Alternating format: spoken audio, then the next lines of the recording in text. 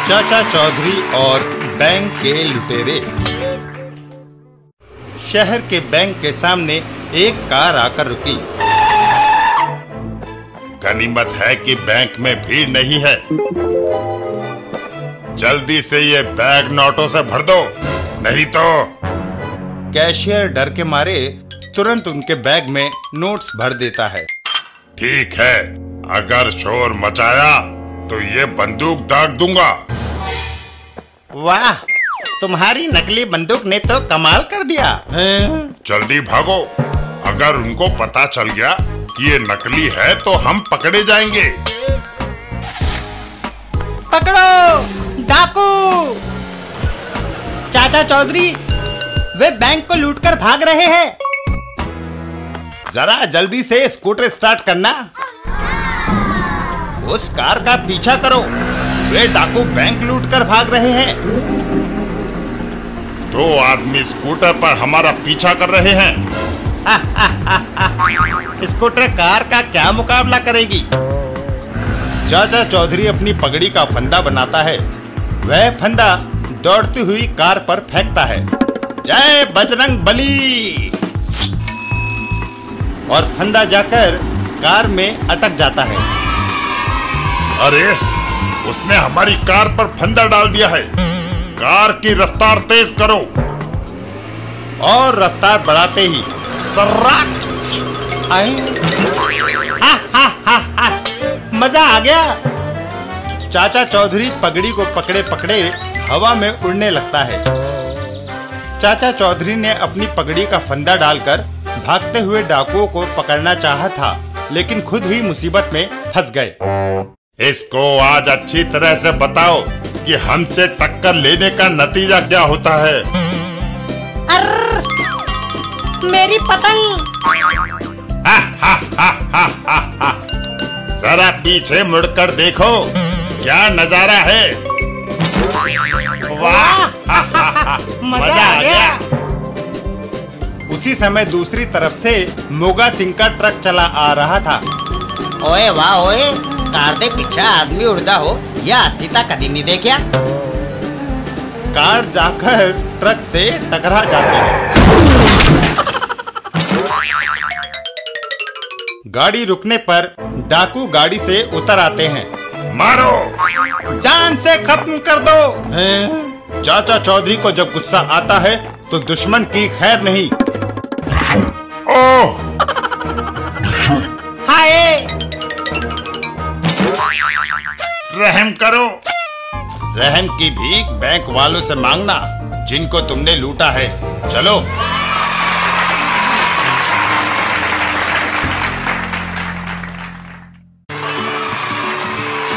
चाचा चौधरी और प्यारे दुलारे।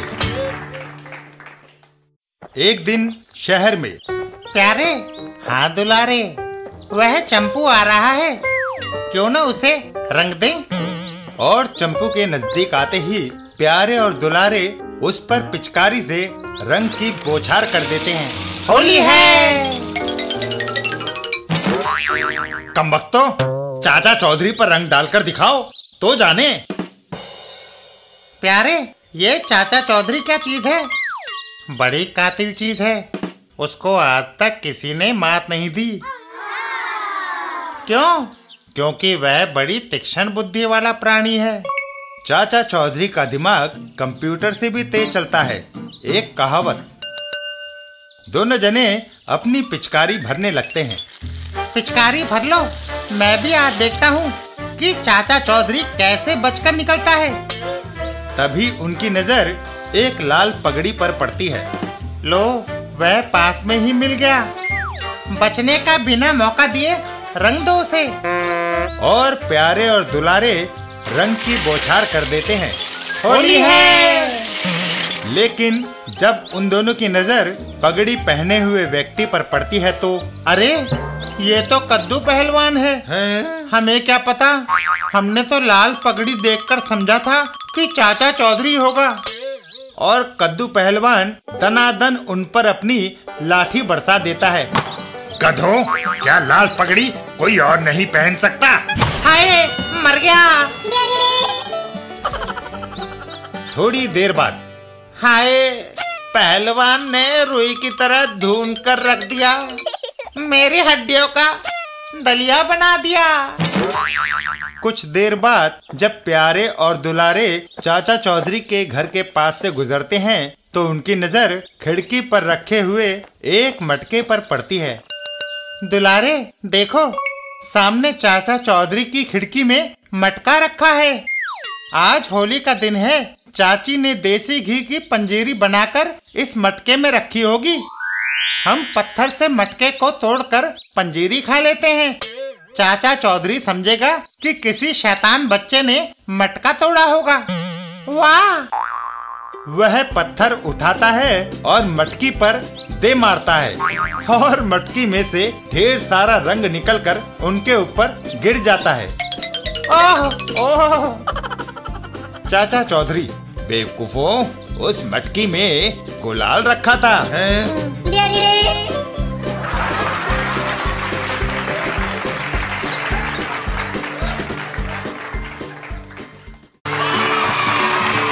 चाचा चौधरी और दादाजी का उपहार। बेटा, तुमने मेरी बड़ी सेवा की है। अब मेरी इच्छा है कि बाकी उम्र तीर्थ स्थानों की यात्रा करते हुए बिताऊं। इसलिए अब मैं चलता हूँ। तुम्हारी सेवा से मैं बहुत खुश हूँ, इसलिए तुम्हें ये ढोल देता हूँ। इसे बजाओ, नाचो, गाओ और खुश रहो। इतना कहकर वो बुजुर्ग आदमी दंपत्ति के हाथ में ढोलक पकड़ाकर चला जाता है। तुम तो कहते थे कि कर सेवा खा मेवा।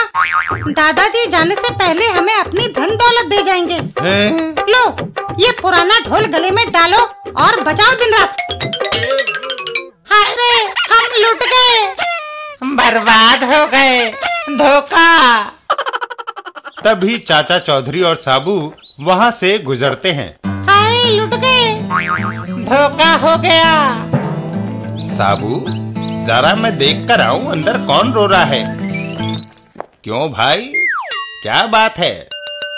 दादाजी की हमने वर्षों तक जी जान से सेवा की। हमें उम्मीद थी कि तीर्थ यात्रा पर जाने से पहले वो हमें कुछ संपत्ति या नगद नारायण दे जाएंगे, लेकिन वो हमें देकर गए ये पुराना और बेसुरा ढोल। हम सैकड़ों रुपयों के कर्ज में दब गए हैं। ढोल का हम भला क्या करेंगे? देखो, बुजुर्ग लोग जो करते हैं अच्छा ही करते हैं। नहीं, मैं इस ढोल को नहीं रखूंगा। मैं इसके अभी टुकड़े टुकड़े कर देता हूँ। इतना कहकर उस व्यक्ति ने अपने हाथ में कुल्हाड़ी उठाई और पूरी ताकत से ढोल पर दे मारी, जिससे ढोल टूट गया। हैं? ये क्या? ढोल के अंदर नोटों की गड्डियाँ, और वो भी 100-100 के। शुक्र मनाओ कि तुमने ढोल को तोड़ा ही, आग में जलाया नहीं। चल भाई साबू, आगे बढ़े।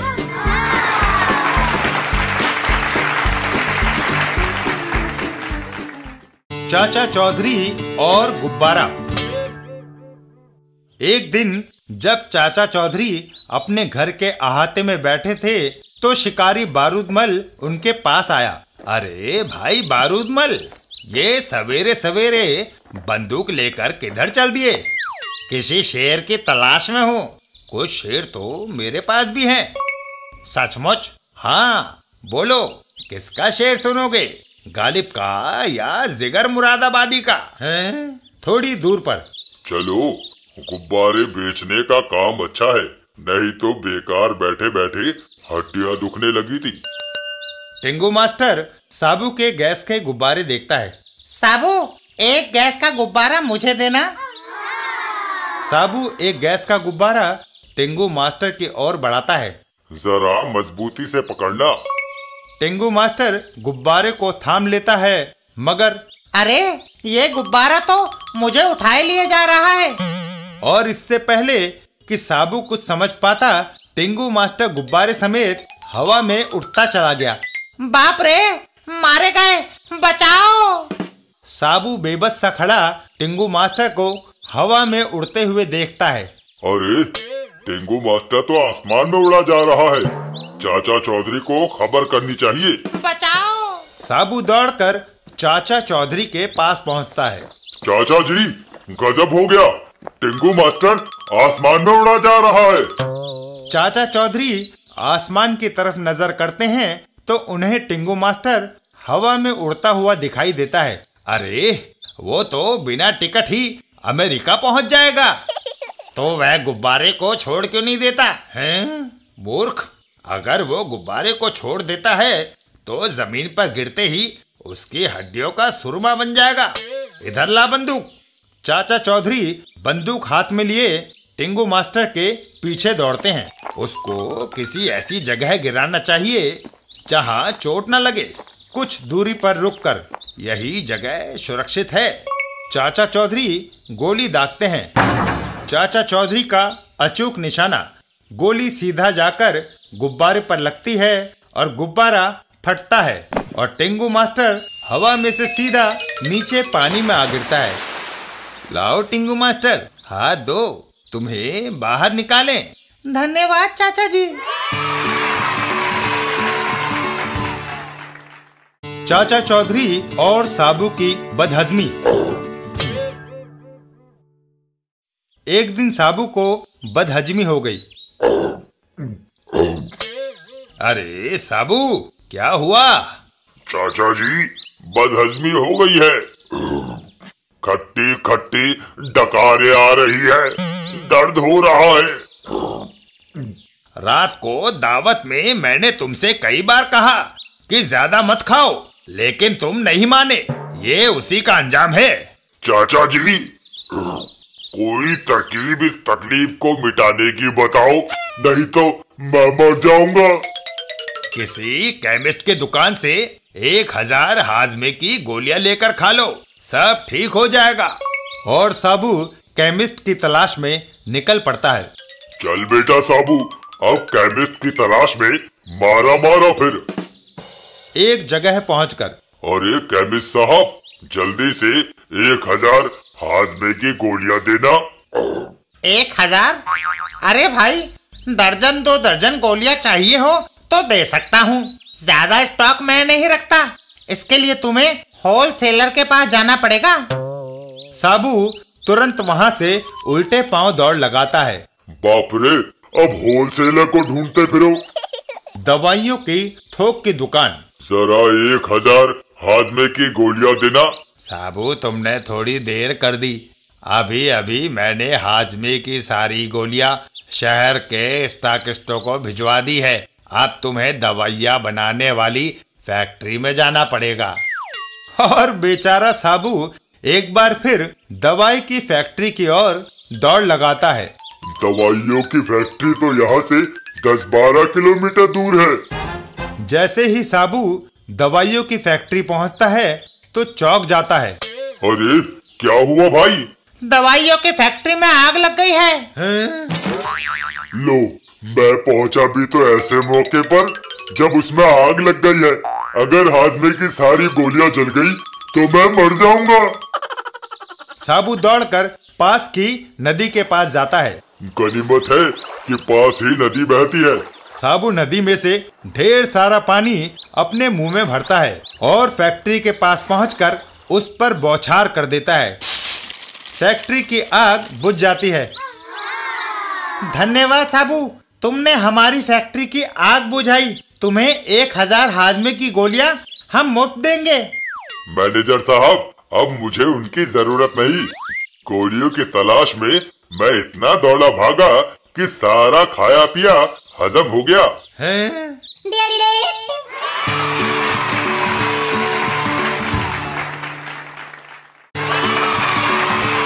चाचा चौधरी का इलाज। एक दिन चाचा चौधरी के घर। चाचा जी, दूर से कोई भागता हुआ चला आ रहा है। कहो भाई पापड़ दी, घबराए हुए क्यों हो? चाचा जी जल्दी चलिए, हमारे सेठ लोटामल सख्त बीमार हैं। अगर तुम्हारे सेठ बीमार हैं तो किसी डॉक्टर को दिखाओ। देश विदेश के सैकड़ों डॉक्टरों को दिखाया, मगर उन्हें किसी की दवाई माफिक नहीं आई। अगर आप नहीं गए तो सेठ जी मर जाएंगे। चले जाइए चाचा जी, शायद आपके जाने से वो बेचारा बच जाए। अगर ऐसी ही बात है तो चलो। और चाचा चौधरी पापड़दीन के साथ चल देते हैं सेठ जी के बंगले पर। कहिए सेठ जी, कैसी तबीयत है? कुछ मत पूछिए चाचा जी, बस आखिरी सांस गिन रहा हूँ। बड़ी दवाइयाँ खाई मगर आराम नहीं आया। अब आप ही बचा सकते हैं। सेठ जी, बीमारी से पहले आप क्या काम करते थे? मुझे काम करने की क्या जरूरत है? करोड़पति सेठ हूँ। सैकड़ों नौकर चौकर काम करते हैं। मेरा काम है सिर्फ खाना है, दिन भर खाना। सेठ जी, आप मेरे साथ घर चलिए और दवाई ले आइए।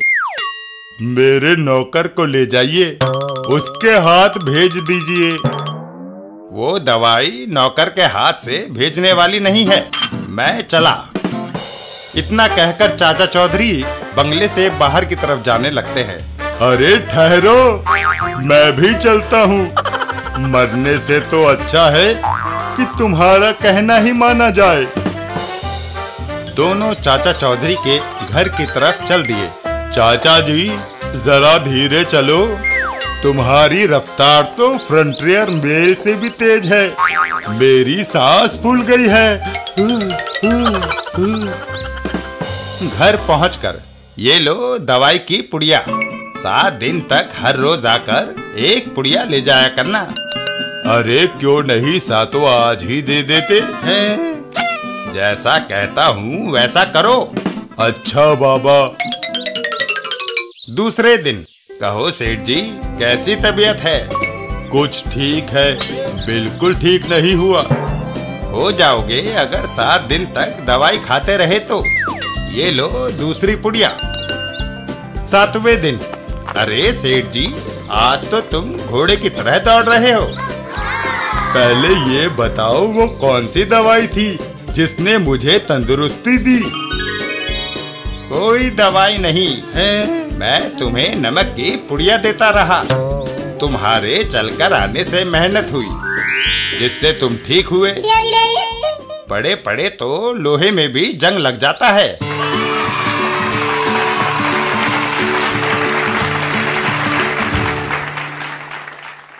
चाचा चौधरी और गोबर सिंह की चाल। डाकुओं का सरदार गोबर सिंह एक दिन कहता है, रुल्दो, मैंने चाचा चौधरी को खत्म करने की सोच ली है।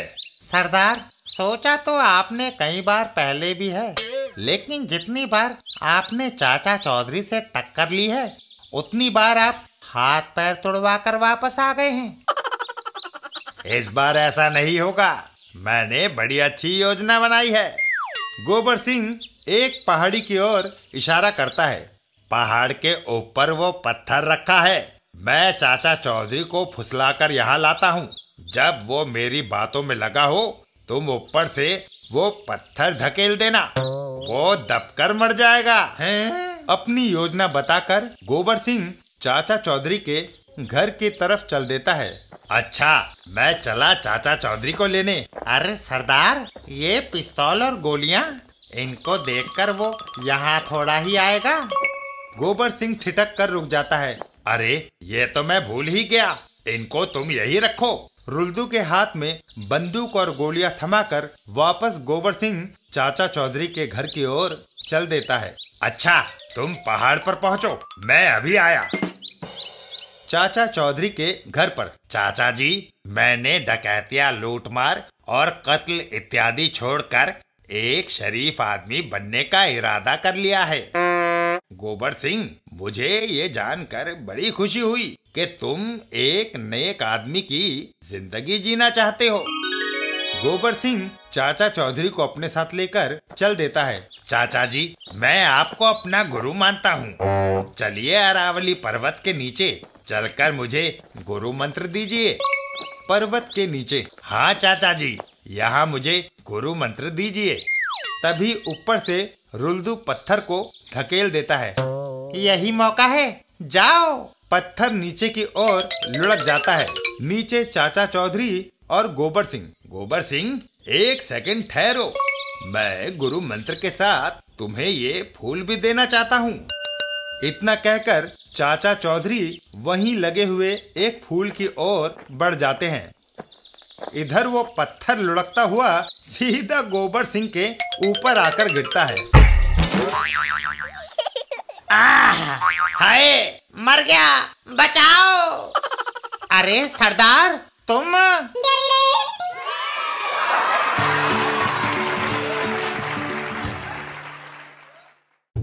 चाचा चौधरी और दुल्हे राजा।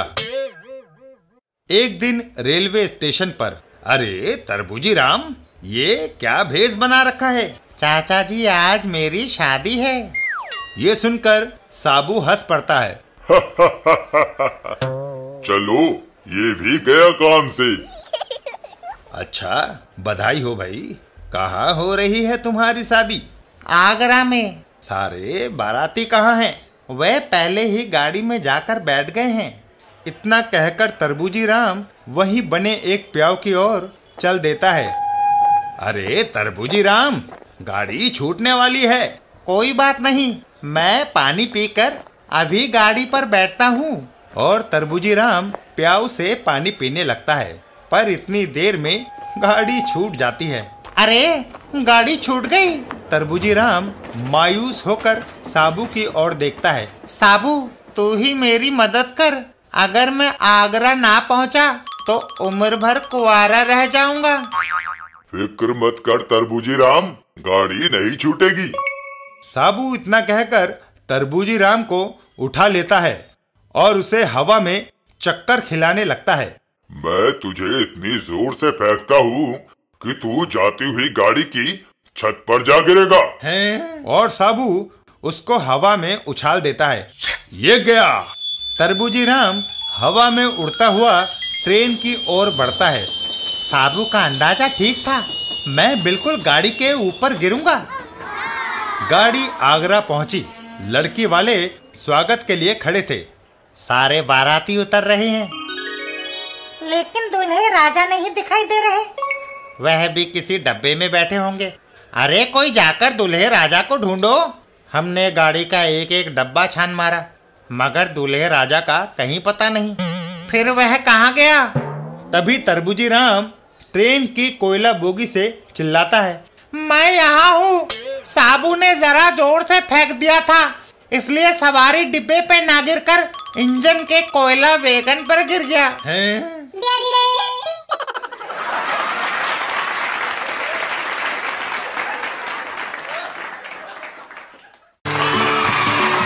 चाचा चौधरी और नए साल का तोहफा। एक दिन चाचा चौधरी बाजार से लौट रहे थे। चाचा जी, नया साल मुबारक हो। तुम्हें भी। कहो खुशी राम, कैसा हाल है? बस आपकी दुआ है। चाचा जी, ये क्या? एक आपने छोटा और दूसरा बड़ा हैट उठाया हुआ है। मैं हर साल पर साबू और टिंगू मास्टर को तोहफे देता हूँ। ये दोनों हैट उन्हीं के लिए फैक्ट्री को ऑर्डर देकर स्पेशल बनवाए हैं। इतना कहकर चाचा जी अपने घर की तरफ चल देते हैं। लो भगवान, ये दोनों हैट मकान के पीछे मेज पर रख दो। तभी साबू और टिंगू मास्टर वहाँ आते हैं। नया साल मुबारक हो चाचा जी। नया साल मुबारक हो। भाई तुम्हें भी। साबू, आज तुम्हारा जन्मदिन भी है। तुम कितने वर्ष के हो गए हो? 2400 वर्ष का। हैं? झूठ। क्या कोई इतने सालों तक जिंदा रह सकता है?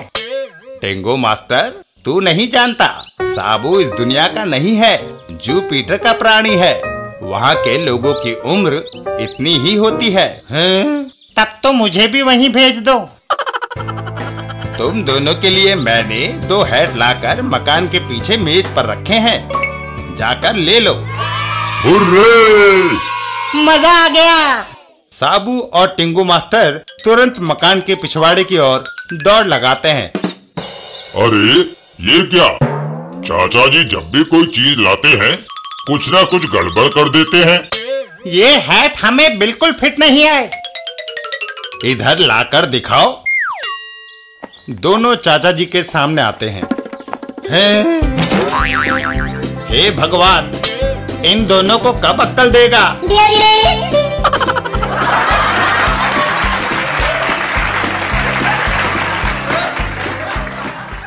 चाचा चौधरी और भक्ति का फल। एक दिन चाचा चौधरी ने साबू से कहा, साबू थोड़ा सा समय निकालकर ईश्वर का नाम जपा कर। क्या उससे कुछ फायदा होगा चाचा जी? अरे जरूर होगा। एक राम नाम ही तो है जो आदमी के साथ जाता है।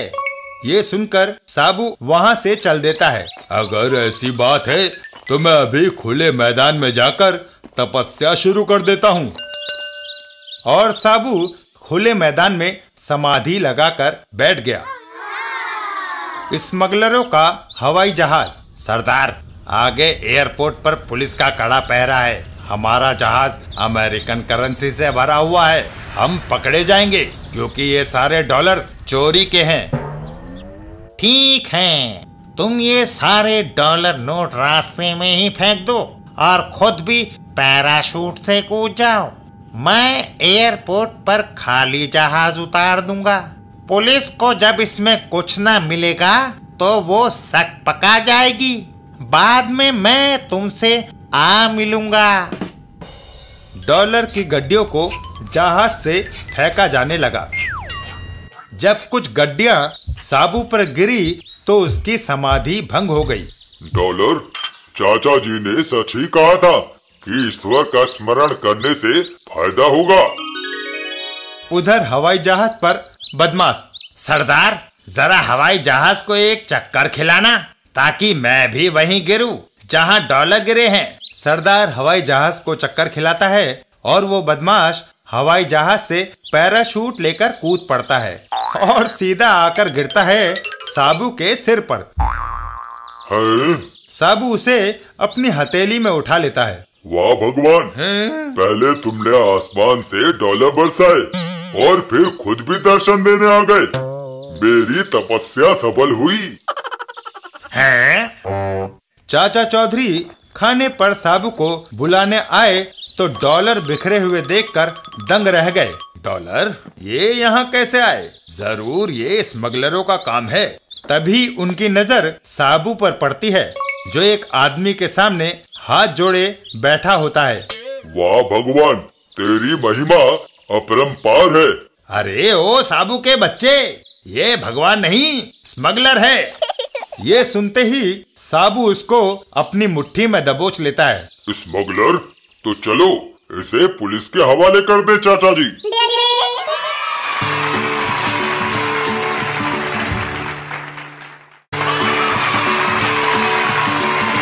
चाचा चौधरी और रद्दी। एक दिन चाचा चौधरी के घर। अरे, अखबार की इतनी रद्दी इकट्ठी हो गई है, किसी कबाड़ी को क्यों नहीं दे देते? ओफो, तू चैन से नहीं बैठने देगी। काफी दिनों से कोई कबाड़ी इधर से नहीं गुजरा, इसलिए ये रद्दी इकट्ठी हो गई।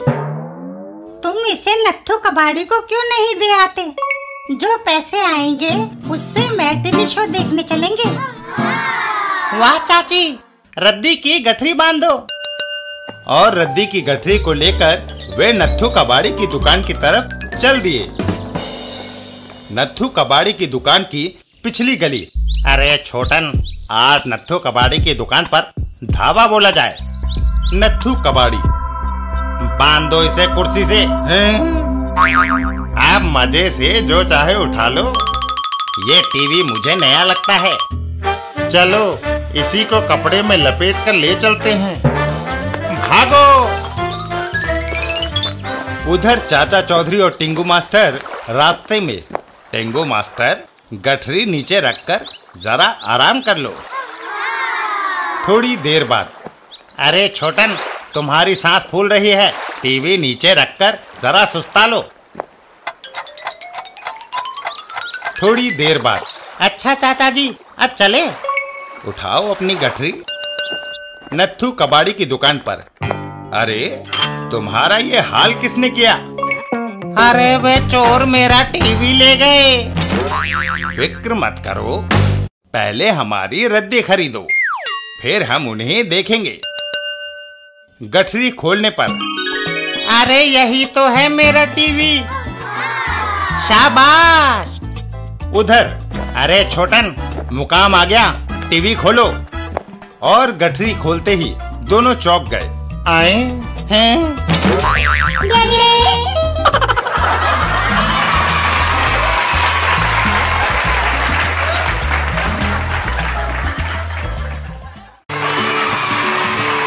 चाचा चौधरी और बोलता पेड़। हैं? शहर के बाहर एक पुराना पेड़ है। थके हारे यात्री आते हैं और पेड़ की घनी छाया में विश्राम करते हैं। एक दिन पेड़ के अंदर से आवाज आई, यात्री, तुम मेरी ठंडी छांव में आराम कर रहे हो, इसका टैक्स दो। हैं? अरे पेड़ भी कोई टैक्स मांगते हैं? मुझसे जबान लड़ाता है, ये ले। आई! पेड़ देता, माफ करना, मैं अपना बटुआ तुम्हारे चरणों में रखता हूँ। यात्री वापस चल देता है। थोड़ी दूर जाने पर, चाचा जी, जरा बात सुनना। आज मैंने एक अजीब बात देखी। वो पेड़ अपनी छांव का टैक्स मांगता है। पेड़ और छांव का टैक्स? चाचा चौधरी उस यात्री के साथ घटना स्थल की ओर चल देता है। आओ मेरे साथ। घटना स्थल पर पहुंचकर पेड़ के अंदर से फिर आवाज आती है, यात्री, मेरी छांव में बैठने आया है तो तुझे टैक्स देना होगा। ये आवाज तो जानी पहचानी लगती है। पेड़, मैं यहाँ बैठने नहीं, तुझे काटना आया हूँ। संभालो, आई मेरी कुल्हाड़ी। ना ना ना, ऐसा ना करना, पेड़ के साथ मैं भी कट जाऊंगा। अरे रुल्दू, तुम। रुल्दू बाहर आता है। चाचा जी, इस पेड़ के खोखले तने में बैठकर मैंने सोचा था कि लोगों को बेवकूफ बनाऊंगा और पैसे ऐंठूंगा। अब जब भेद खुल गया है तो मैं इस यात्री का बटुआ वापस करता हूँ।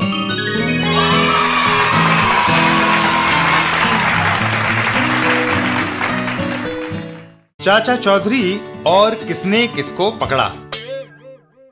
डाकू गोबर सिंह के साथी कालू और आलू खबर लाते हैं, सरदार, चाचा चौधरी घर के बाहर सो रहे हैं। ये सचमुच बड़ी अच्छी खबर है। जागता हुआ वो हाथ में नहीं आता, सोते हुए को पकड़ना चाहिए।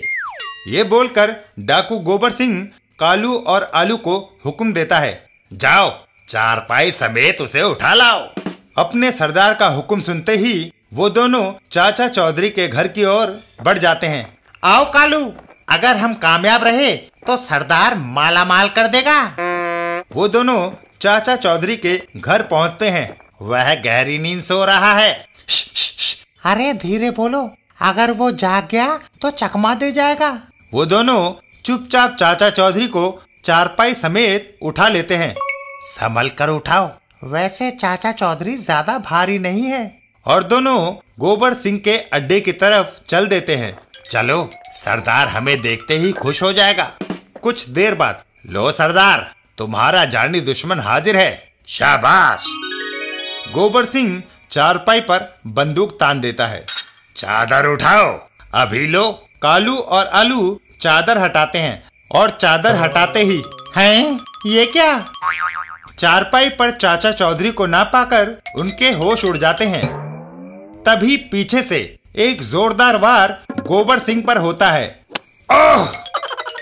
कालू और आलू वहां से दौड़ लगा देते हैं। चाचा चौधरी आ गया, भागो। तभी साबू उनको सामने से घेर लेता है। बचकर नहीं जा सकते तुम लोग। कालू और आलू साबू के सामने हाथ जोड़ देते हैं। माफ कर दो, फिर कभी ऐसा नहीं करेंगे। चाचा चौधरी और डाकू गोबर सिंह, कालू आलू, हम तुम्हें माफ करते हैं क्योंकि तुम्हारी वजह से मुझे डाकू गोबर सिंह के ठिकाने का पता चला और मैं इसे पकड़ सका। ये सुनते ही कालू के होश उड़ जाते हैं। हमारी वजह से? हाँ, जब तुम चारपाई उठाकर ला रहे थे तो मैं पीछे पीछे आ रहा था। हैं?